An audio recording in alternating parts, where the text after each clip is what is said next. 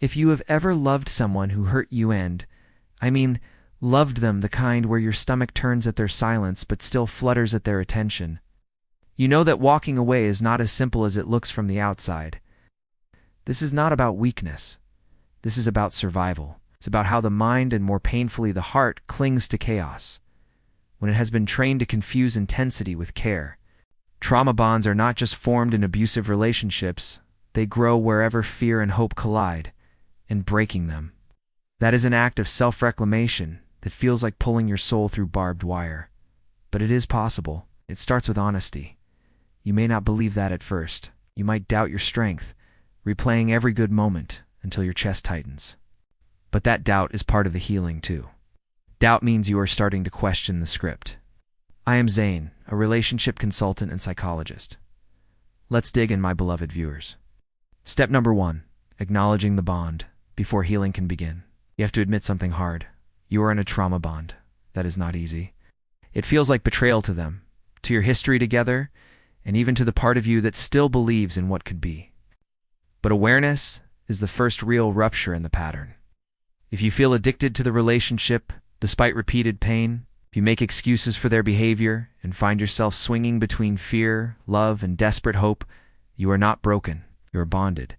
And denial is part of how the bond survives. Naming it out loud begins to weaken it. You may whisper it to yourself at first, unsure if it counts, but it does. Every quiet moment of honesty matters. Step number 2, educating yourself. Once the fog begins to lift, knowledge becomes your anchor. When you start reading about narcissistic abuse, about trauma bonding, about psychological manipulation, things start to click. The chaos begins to make sense. Odd books like The Betrayal Bond or Psychopath Free do not just inform, they validate. They give language to experiences you were gaslit into questioning. You realize it was not just you. And that shift from personal shame to structural understanding is a quiet kind of liberation. Learning helps you separate their cruelty from your worth. The more you understand, the less power confusion holds over you. Clarity is not immediate, but it builds word by word. Step number 3, establishing no contact. This is where it gets real, because healing does not begin with insight alone. It begins with distance. No contact, or low contact if necessary, is not punishment, it is detox. Every message, every just checking in, reactivates the loop. And if you share children or a workspace, then boundaries become your armor. Keep it logistical. Keep it emotionless. Cut off the emotional supply line. Why? Because your brain needs space to unhook. You cannot heal while still drinking poison, even if it is laced with nostalgia. And yes, nostalgia will hit hard. The mind romanticizes what the body once survived. But space is what turns chaos into memory. Step number 4, building a support system.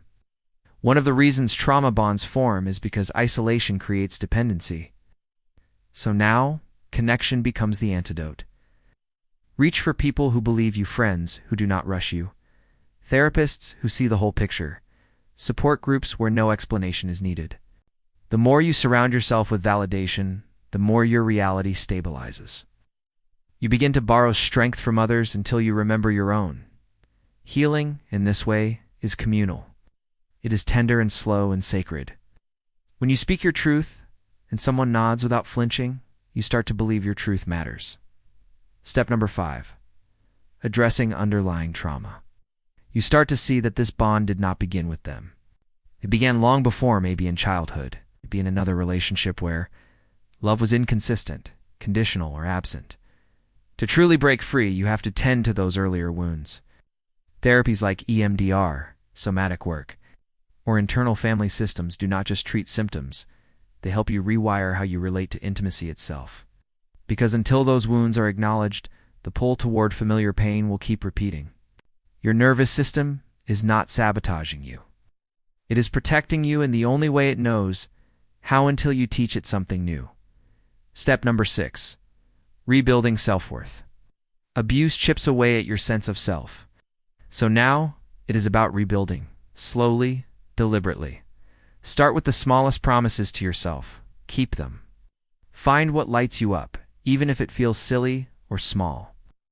Learn how to speak to yourself with kindness. Every time you choose rest over rumination or creativity over chaos, you are telling your nervous system, "We are safe now." And in that safety, your confidence returns not as arrogance, but as quiet self-trust. You start to make decisions not out of fear, but out of a growing awareness that you matter. Step number 7, staying consistent and patient. There will be days where you feel like you are regressing. That is normal. Healing is not linear. It spirals. You will feel grief. You might miss them, might doubt yourself. But you keep going. Keep choosing the healthier thought, the firmer boundary, the longer silence. Over time, this consistency rewires your brain.